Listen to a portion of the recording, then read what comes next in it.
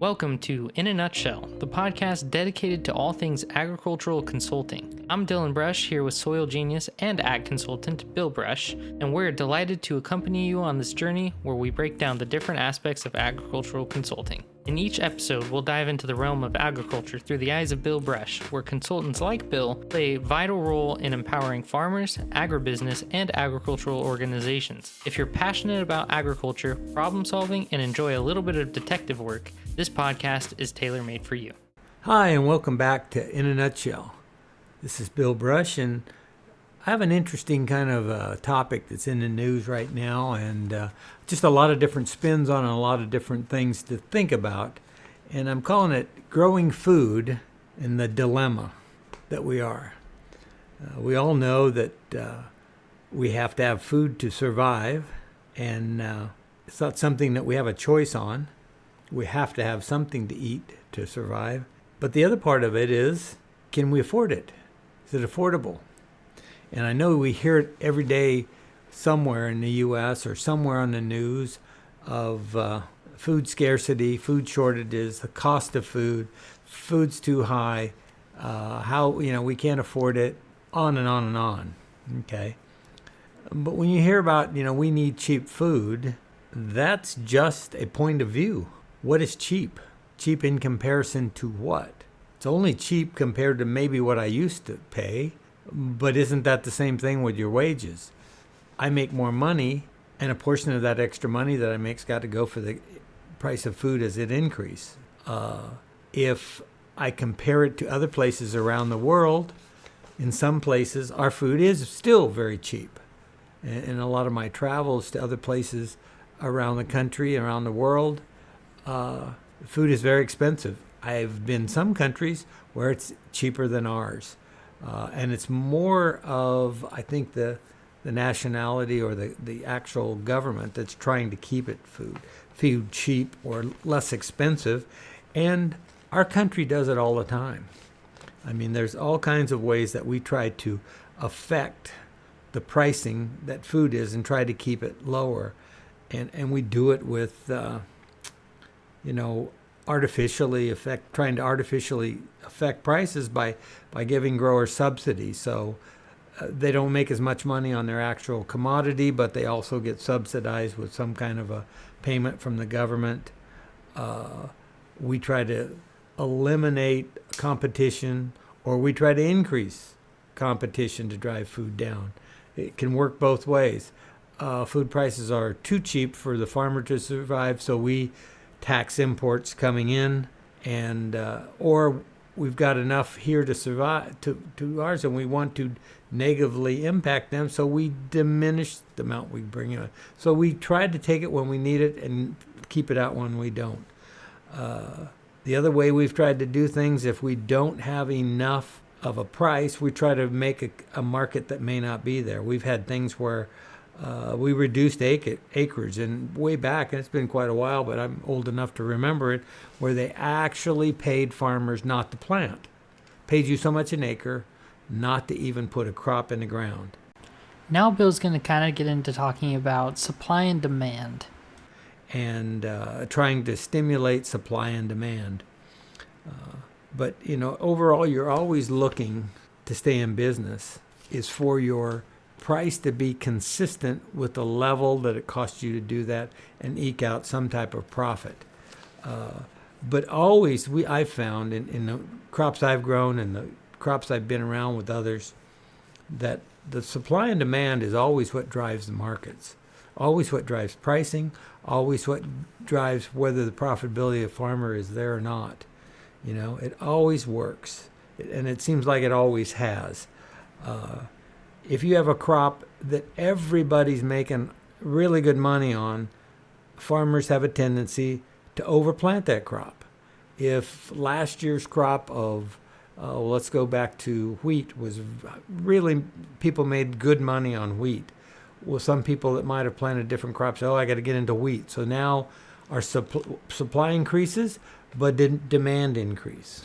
Or we had not a very good crop, and so we don't have a lot of extra grain, and we need it. So we plant a lot, and we get paid very handsomely for that 1 year while we get our supply back where it needs to be with demand.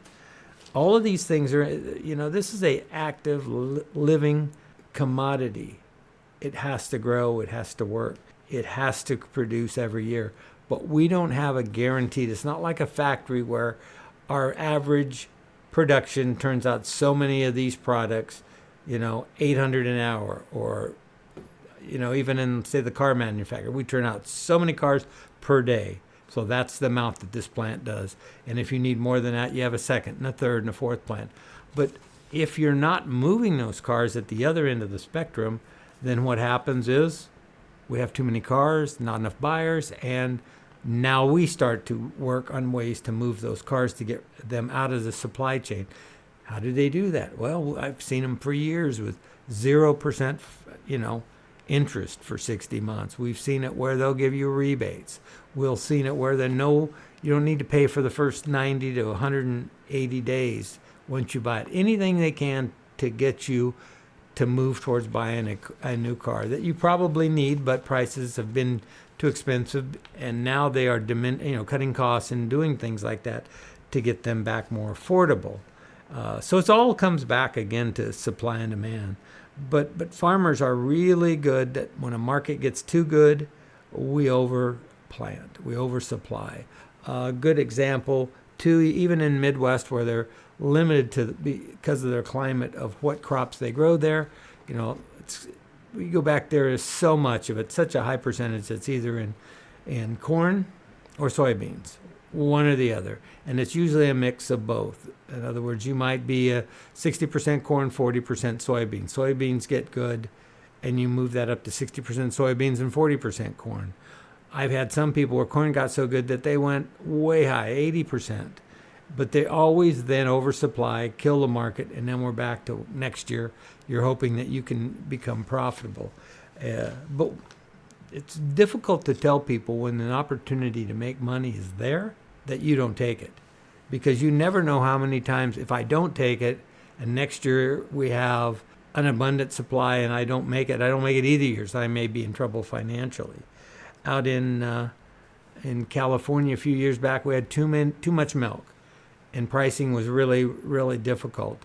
And so we went out and we literally bought out, livestock. Guy sold all of his livestock and went out of the dairy business. But he was rapidly resupplied by a bunch more dairy cows because some of the other dairies, they might have been milking 1,000 and they went up to 1,500. And this guy does the same thing.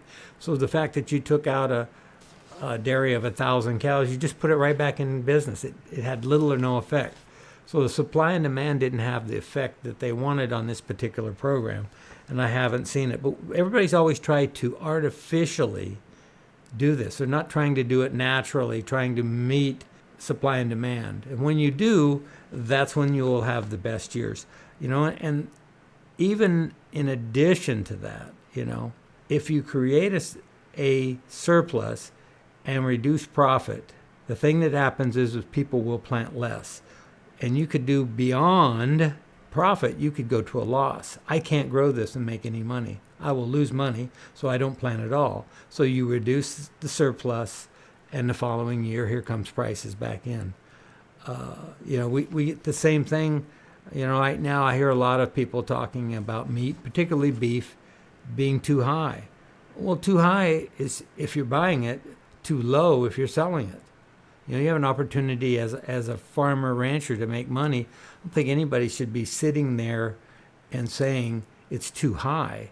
It's whatever the market bears. That's the supply we have. And the thing that's a little bit different about something like beef is you just don't plant it the next year and catch up or pass your supply curve. It takes 2 and 3 years to get your beef numbers back up to where they were. You have a cycle to get that, the mother cow pregnant, has a calf, raise it up, take it to fattening yard. By the time you do this, it's always on almost a full 2-year cycle. So you just don't get in and out of this right away. Things like that are 1-year cycle or short term, like annual crops of corn and soybeans. low one year, high the next year. It's really easy to turn it around. You can change the acreage, and the acreage numbers are so big that you can change the supply and demand curve in that 1 year. Things that you grow, like livestock, like chickens. Chickens, you can roll through your house and grow a series of fryers at least 3 and sometimes 4 times a year in and out of your house. One house, 4 crops of chickens through there. And with that in mind, you can have enough chicken really, really quick. So you're always trying to balance how much do we really need so that we keep at least supply close to demand, and so that we don't get out of balance. You could easily overwhelm the amount of chicken that we need in this country if they just ran off the rails and did everything they could do. The other thing you see is like we had a shortage of eggs for a while because of not because of the producers. It's because we had to get rid of a lot of chickens, egg-laying chickens, because we had a bird flu and we could not continue to contaminate the next generation and the next generation. So we had to get rid of all those chickens and start over, and that takes time. And when we did that, eggs got short. Eggs get short. What happened to them? Supply and demand. There wasn't enough supply to meet the absolutely day-to-day demand that you have for eggs and eggs products. So with that in mind, those are real easy to curve back really quick. But then you got things like beef, livestock like that, where it'll take 2 to 3 years to build up, a supply so that prices can be affected down. Multi-year crops, say like tree crops or of, fruits and nut crops, those are more on a 3 to 5 year. And because if I decide that the price of almonds is very, very favorable, and so I plant them, by the time I get them to close to full production at 5 or 6 years, the crop now may be too big, and now we are going the other way. So how many young trees are planted between me and the next 5 years that are planted ahead of me? They're going to get more of this good times than I am. So multi-year on certain crops, others turn off really quick. The spigot can go on real quick and be shut off real quick. Tree crops, you have a huge investment to get them up and growing, and you can't just jump in and out. Dairy livestock's another one. It's easy to increase production, but it's very difficult to jump into production and out of production because it takes so much to develop your genetics, your breeding, your facilities, your sanitation programs. You just don't go in and out of that on a whim. So you have to be ready for it year in, year out. And that's why we have a fairly normal, reasonable supply of dairy products 12 months out of the year. To the dairyman, price goes up and price goes down, but you don't see nearly as much fluctuation in the grocery stores. Now Bill's going to talk about how supply and demand can have an effect on auxiliary products such as fertilizers. The other part that always happens, and I've been in farming essentially all my life, been in it or around it, when prices are good, everybody seems to think they need to get a piece of that additional profit, so inputs go up. And it seems like one of the downsides to that is once they go up, they don't ever seem to want to come back very well, or they don't come back very fast. But things like fertilizer, all of a sudden fertilizer it's the exact same product it was last year, but now it's worth more money. That could be a supply, or it could be a managed supply to increase the amount that we charge you. Crop production materials are always coming up with something new, latest and greatest, better, something better, softer on the environment, all kinds of things. And those new products are always more expensive than a lot of the older chemistry that they use in a lot of the crop protection materials. Labor, here in California, labor's went way up. Even no matter where you go, everybody's looking to make at least a little bit more money. And when you're on the farm working for somebody, and a lot of it's hard, physical, dirty work, it takes a lot of early mornings, late nights, go, particularly at harvest. And they see some easier jobs that aren't nearly as demanding, and they're paying more. And after a while, unless you have those employees that truly love so much what they do that they're going to stay there because they're satisfied. But labor goes up.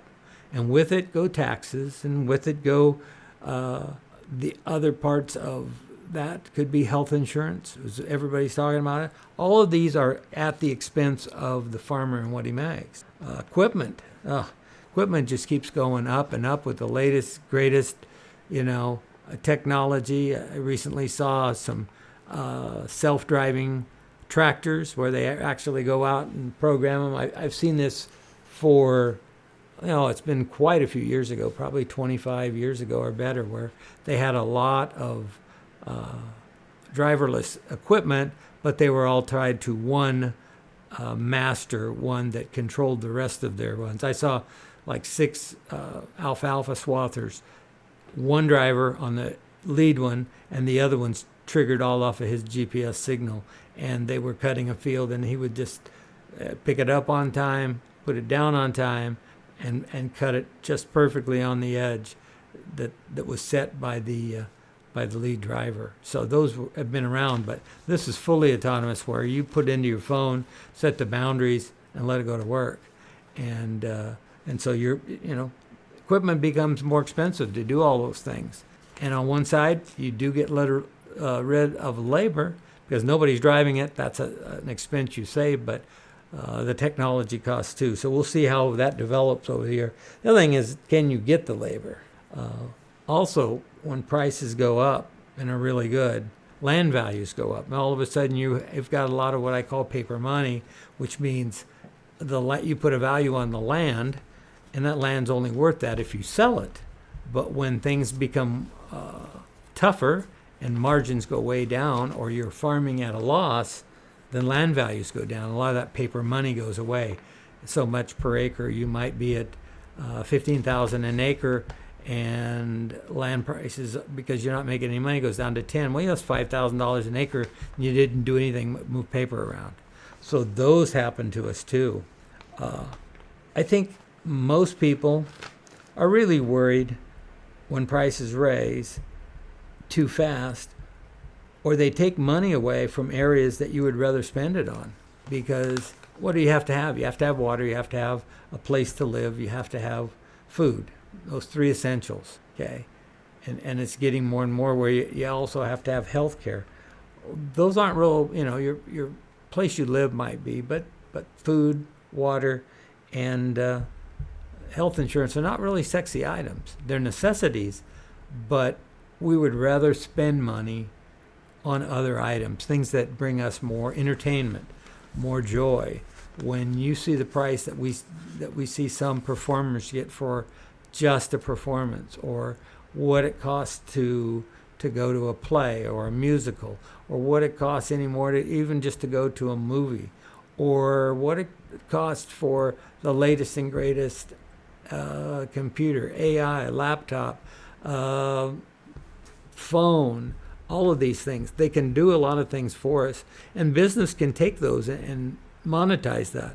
But the average person that is working, it's a convenience and an item that they have gotten used to, and they have to have it. So pretty soon you start putting a lot of things into your have tos, and when food starts to raise up, it is noticeable by what you're buying.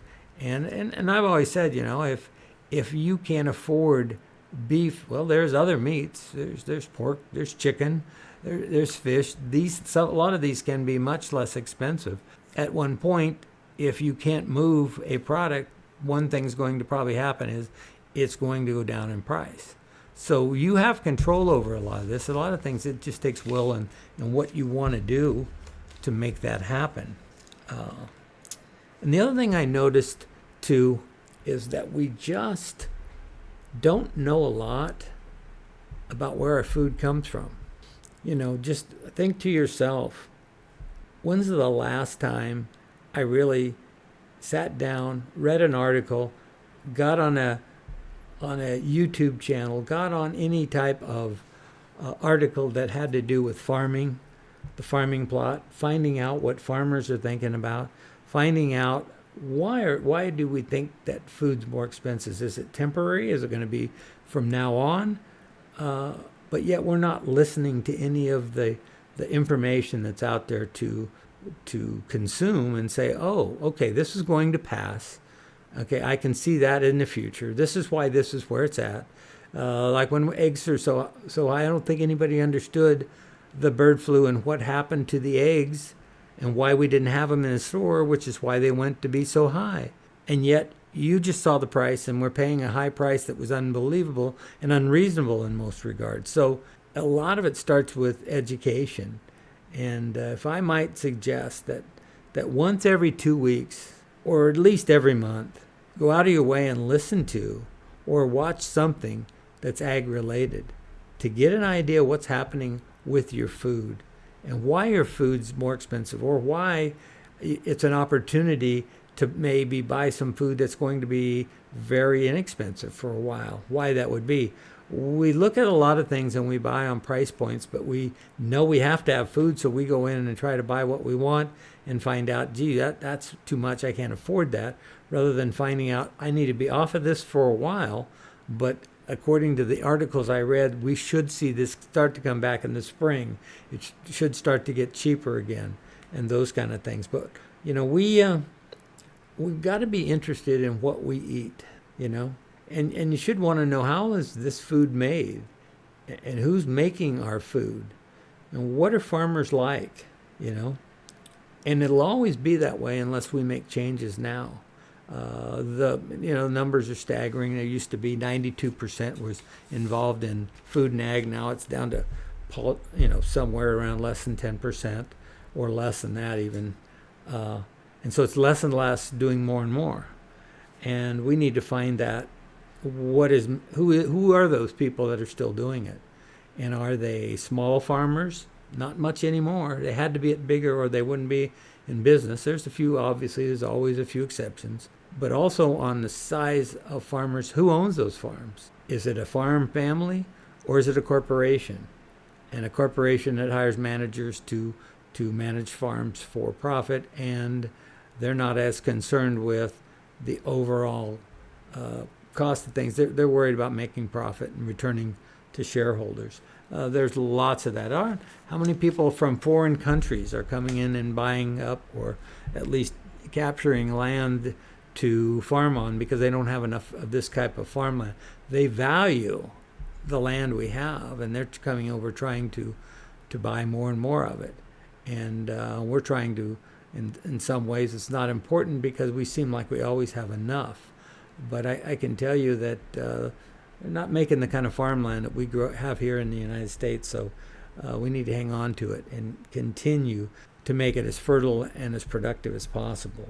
And with all this, it's always been the tagline here at Agriculture in a Nutshell, that I always telling you to stay curious, And I'm always curious about what's the next thing I should be teaching my clients, teaching other people, putting out in podcasts. What's the next thing I need to be teaching? What don't I know enough about, so that I can be more knowledgeable and learn that. And as a consumer, you need to find out where's my food coming? What's the latest, greatest thing coming? How are we going to keep moving forward with volume? How much more can we produce? How are we going to get there? You don't need to be an expert, but you should know something about where your food comes from. And if you can get that much, you will do what I'm always telling you. So until next time, stay curious. Thank you for another absolutely fantastic episode of Agriculture in a Nutshell, Bill. I'm sure that everyone listening thoroughly enjoyed what you had to say about supply and demand and the many different effects it can have on all kinds of different things within the agriculture industry. Make sure to leave a like, comment, and subscribe, and always stay curious.